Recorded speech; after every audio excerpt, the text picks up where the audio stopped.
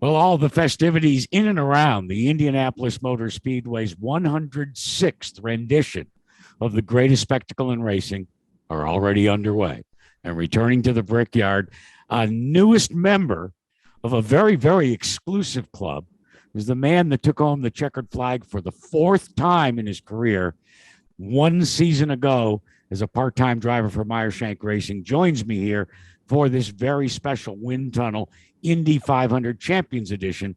You know who we're talking about, Helio Castroneves. Helio, you've had the good opportunity over the course of your career to return to Indy carrying a baby Borg, knowing that you're the defending champion of the race. But this is the very first time that you stand on the precipice of doing something in the 106 runnings of the Indy 500 no one's been able to accomplish, and that's a drive for five. Has that hit you yet? If it hit me or not, it's another discussion. But the point is, what an opportunity we have here for the fans, for everyone that is gonna, for people that love motorsport, and it's part of history, So yes, it's not hitting me in the point that like, oh my God, I'm so nervous. No, it's not about that because I know what I got. I know what the team has been working on it. So I just feel that everyone would love to witness, like they witnessed last year, which was an amazing part of history. And I feel that the four guy or the three other guys that we were discussing at the club, I guarantee they also want to see that too because it's been so long. Well, as it said, AJ Foyt, the first one to do it, said records are made to be broken.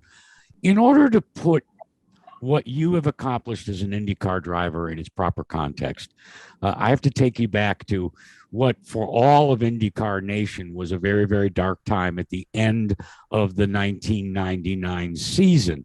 You had just moved up in your second year. You were driving for Carl Hogan's championship auto racing team, and you were told that the team was going to shutter after the final race in California. And then we all know what happened.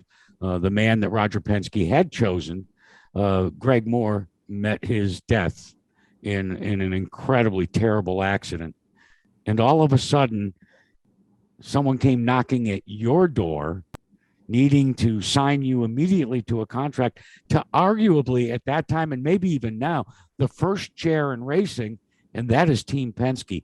Can you describe to people that didn't know that part of the story, the roller coaster emotions for someone like you? Absolutely, it was such a difficult scenario. Um, Especially me, I'm a Catholic person. I'm not understanding. I was young, um, and a lot of things, question marks. My team was, unfortunately, Hogan was shutting down at that time. A colleague, losing a colleague, a friend of racing. I mean, it was all this craziness happening, and interesting, talking to Roger years later about that decision because I remember him making a said, "Look, I understand your doubts, but if it's not going to be you, it's going to be someone else." And one of the decisions I made, obviously, is talking to my family, mom and dad. I was like, "Mom, what do you think?" It's like, "Well, destiny put you here." And then realizing that, and many years later, talking to Roger, Roger was a lot of people might not know, but us that be in the business for a long time know that he was a good race car driver before he becoming not only a successful business person but also team owner. Um, he was a good race car driver, and one of the tasks that he had to do in Indy 500 or Indianapolis, he ended up giving up because he was pursuing his probably career in the business, having a dealership. And the guy that jumps in was Mario Andretti. I know. And look what Yeah. happens, right? Same thing happened in my case. I have a very tough time in 2009. The guy that wasn't even driving anymore, Will Power, all of a sudden replaced me in St. Pete, and look what happened. You know, so if you're thinking about example, and I'm sure there was many more drivers that um, I've heard, but I don't remember as of right now, that went through those process and those scenarios, similar scenarios. So my closure was when I went to Toronto that I did the pole position and they were giving the Greg Moore Award for that pole position. Ironic, I did the pole position and his mom was giving to me, and I was so you know, disturbed that I didn't know how to react. And she's like, "Look, young, and you're supposed to be here, and we're happy you're the one that replaced him." For me, it was sort of a closure that I'm like, all right, I feel that this is my destiny, and look what happened. So that you can't. God has a plan. I always said that, and you just gotta trust that. Sometimes we feel that it's not the right thing, but He knows it's the right thing. So you show up and we should point out that the CART IRL controversy was at its zenith at the time. But Yeah. then all of a sudden, Roger decides he is going to field an Indy Racing League IRL team for the Indianapolis 500. And you show up at the Indianapolis Motor Speedway, where I know you've shared this with me before. You watched when Mo competed there on Brazilian TV. You actually did some Brazilian commentary promoting the race years leading up to it. But what really startled you and got you really interested in the Indy 500 is when an announcer said, and Emerson Fittipaldi has just won $1 million. Now you're there and you're chasing $1.5 million. And you do it in your rookie season. How did that happen? Well, I was so eager to win an oval race. It wasn't my first race, right? 2001, it was already a third year in IndyCar. And I'm like, I gotta win in an oval. I need to figure out how to win in an oval. So I wasn't thinking about the tradition. I wasn't thinking about the history. I was more thinking about what do I need to figure it out to win a 500 mile. That's all I can say. And I guess that eager, I did my homework. I pushed it, understanding. Back then, we didn't have YouTube, Google. You couldn't figure it out how to find out the information from the past.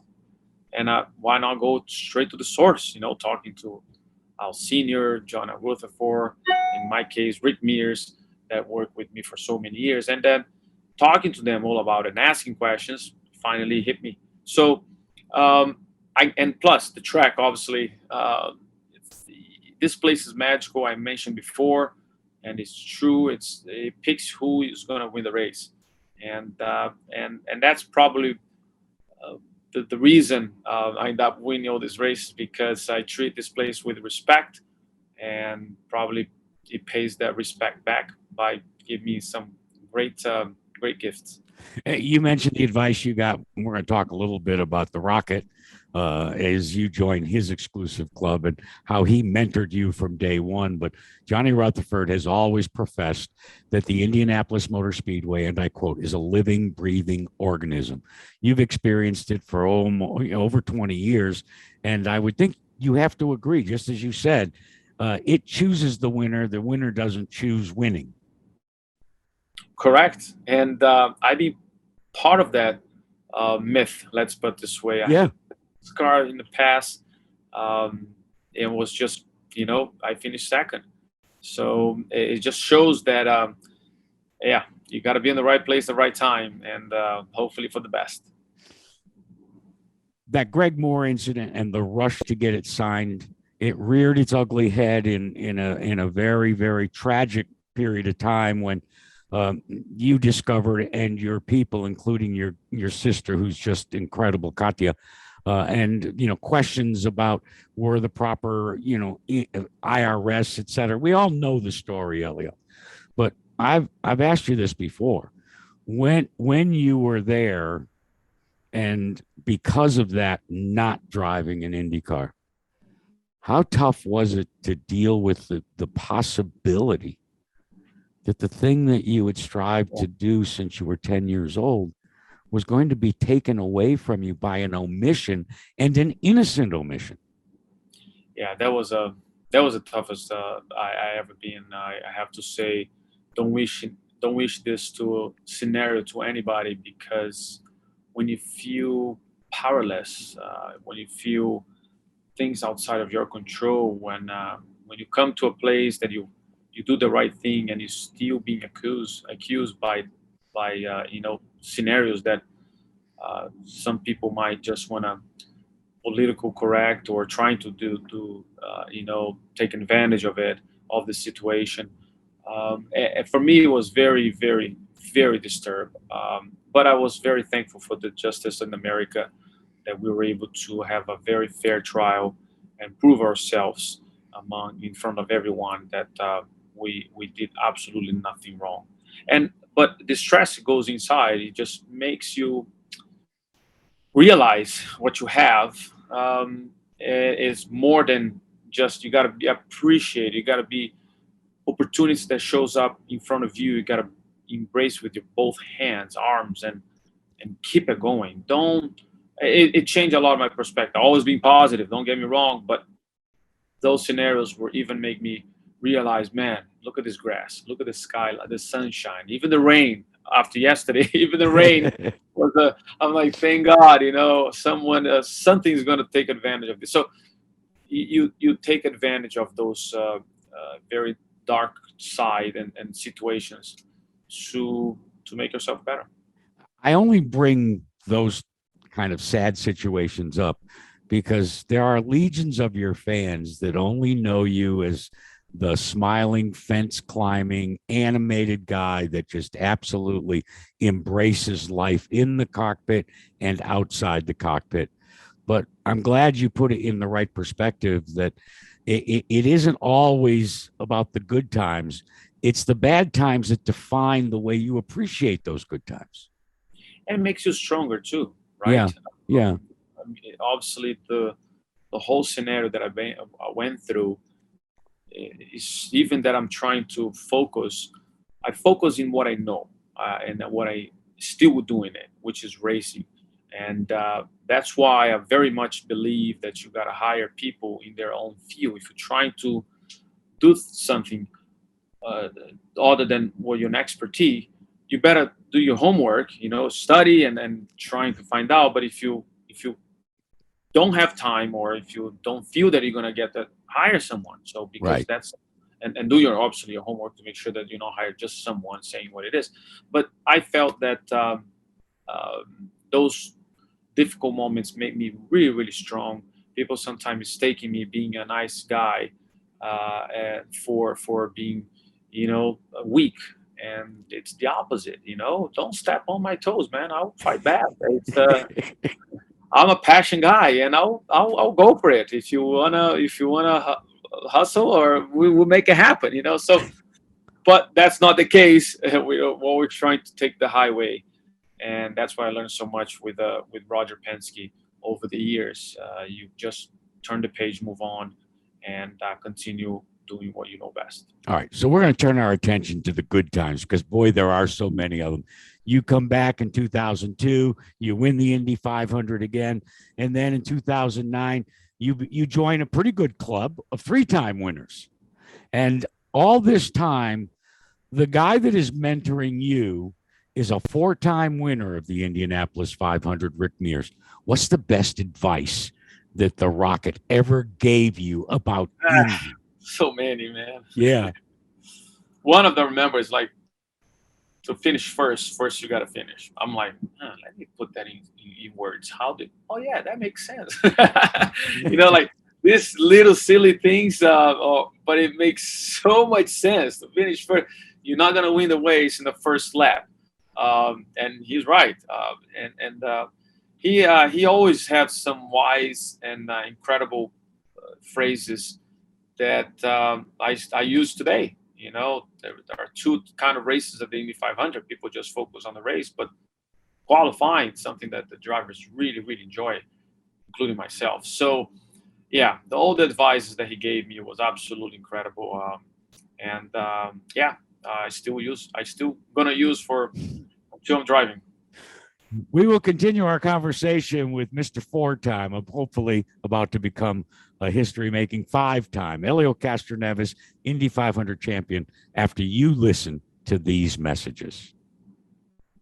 Welcome back. This is an Indy 500 special edition with, I'm very humbled by counting him as a dear friend, having witnessed and been to all of his racing career in IndyCars. He is Helio Castroneves. Helio, before we talk about some of the best things that you learned with the Penske tutelage, and then, deciding not necessarily by your choice that your career at Penske was going to end, I want to go back and touch on two things. Whatever possessed you to start to climb fences as a victory celebration?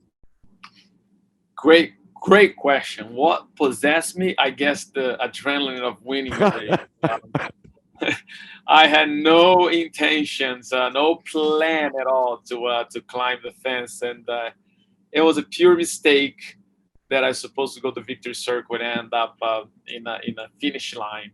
And I look in my left, the crowd was going crazy, and I felt that they thought I was stopping for them, which I was not. But I quickly trying to adapt and that little mistake and make it a nice way to celebrate with it together, like just a like a soccer player, when they go and they climb the fence. I guess that's what my subconscious was thinking about. I had no idea. Turned out to be a great way, and Spider-Man. That's how it was born of racing because of a journalist, John from ESPN. He's the one that said like how you like to be called Spider-Man of racing. I was like, hey, I like that. It works, right? Well, you realize that in the beginning, that violated all of the protocols for the Indianapolis 500, and by then you already knew the protocol required because you knew Emerson's miscue by, promoting his orange grows by drinking orange juice and refusing the milk, and you certainly learned your lessons. But then you changed the protocols because of the fan response. And I know this firsthand that when we would have the victory lane meetings in advance, they would say, all right, the driver's going to come directly here. Well, they'd go, unless it's Helio, and then we have a backup plan because he'll go to the fence first. I did not know that. That's funny to know. I'm sorry to do that, but I feel that a lot of the fans, as I said, really being part of it, this celebration. They are there. This place is built by the fans, and absolutely they deserve to also have that sort of like, celebration together, because it's all about us having a good time in the end of the race, which is sort of like the end of the race, beginning of the party, and it was really cool to do that with everyone. Along the way, also, you took up an opportunity and an invitation to compete in Dancing with the Stars. And much the way you tackled the Indianapolis Motor Speedway, you didn't just go to make an appearance. You went, and I will be very candid with you. I could not believe the amount of time, energy, and study that you put in. Were you a dancer before you got that invitation, or did you just acquire all that skill set along the way? I still try to understand how did I do that. By the way, it's a teamwork. As I use the same motto with racing, it was a teamwork. I wouldn't be able to do it without Julianne Hough, obviously, because she knew exactly what we need to do it, what the points that we need to hit it, and the fans also was a base response because they got to vote too, right? Now it's not only you dance well, but you got to also have the fan support in Indianapolis. That day in particular was the biggest viewer on ABC when they used to broadcast, or they still broadcast the show. But that was the highest viewer on Dancing with the Stars was here in the Indianapolis area, which was fantastic, and they really helped me to get. So it was a team effort. All right, let's talk after such an incredibly successful career at Team Penske.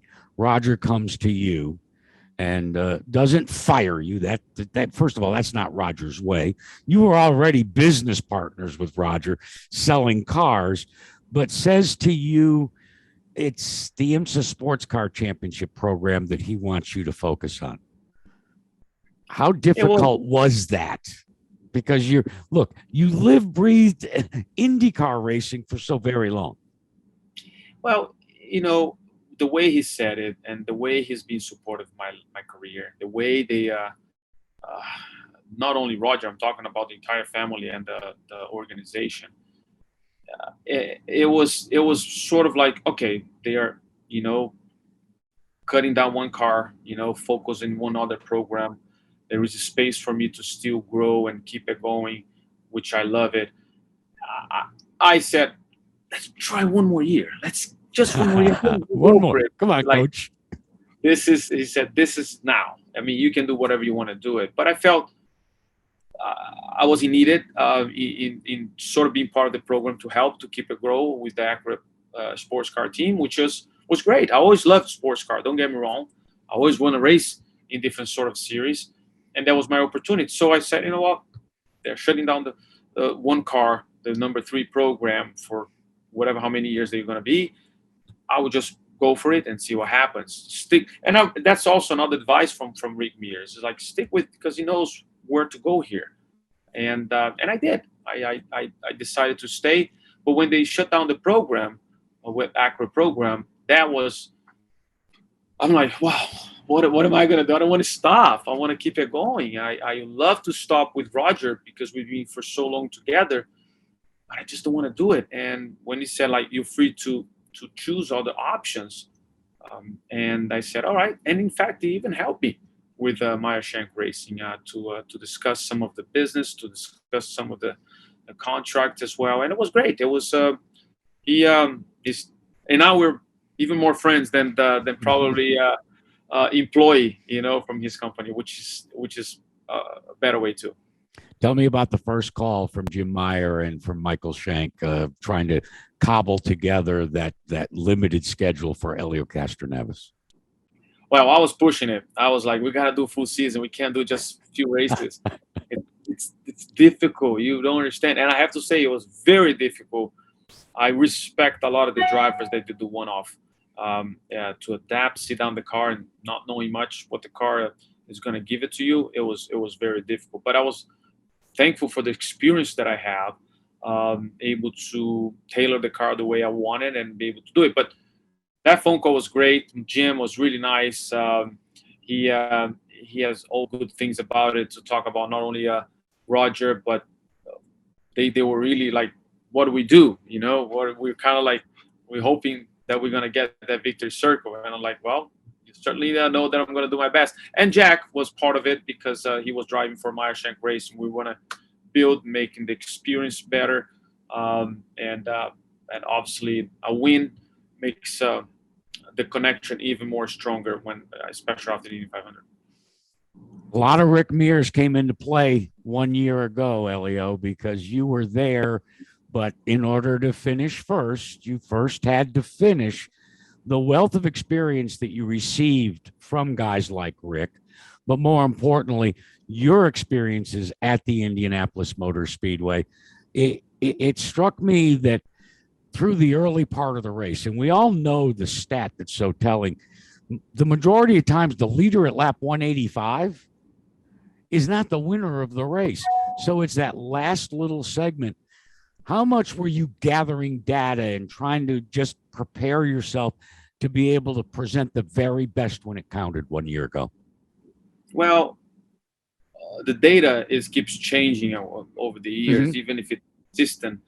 And the cars keep changing over the years. Obviously, my first win and my last win prior to 2021 was a completely different style. You actually don't want to be second. You want to be leading and never look back and trying to open up a gap as much as you can. These days, completely different. You probably you want to be second with a few laps to go, or maybe last lap to go, because the leader is not going to be able to pull away. So there was so much change because of the technology and the way the cars are designed.